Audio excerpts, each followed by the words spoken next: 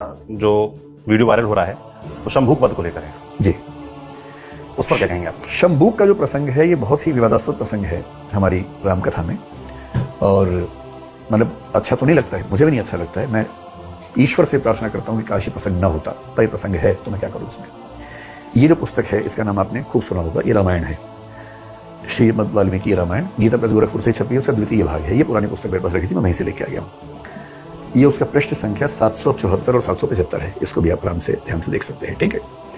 775वें पृष्ठ पर इसका 76वां सर्ग शुरू हो रहा है, और 76वें सर्ग में ये कहानी पहली बार आई है, उत्तरकांड में आई है। अब आज मैंने ट्विटर पे कुछ लोगों ने मुझे रेफरेंसेस भेजे जिसमें लोग कह रहे हैं कि रामायण में तो उत्तरकांड है ही नहीं, तो ये उत्तरकांड की बात कैसे कर रहा है।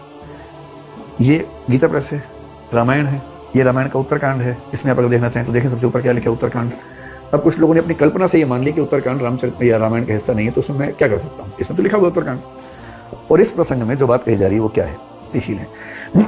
प्रसंग ये है कि शंभूक एक शूद्र व्यक्ति था, वो तपस्या कर रहा था त्रेता युग में। एक मुझे पूरी कहानी उस समय ध्यान नहीं थी, तो मैंने बहुत संक्षेप में कही थी, अब मैं थोड़ा ध्यान से विस्तार में पढ़ा। एक ब्राह्मण के पुत्र की असमय मृत्यु हो गई 12-13 साल की उम्र में, तो वो रोता हुआ विलाप करता हुआ राजा राम के पास पहुंचा। राम उस समय राजा बन चुके हैं। तो राम ने पूछा, बताओ क्या बात है भाई।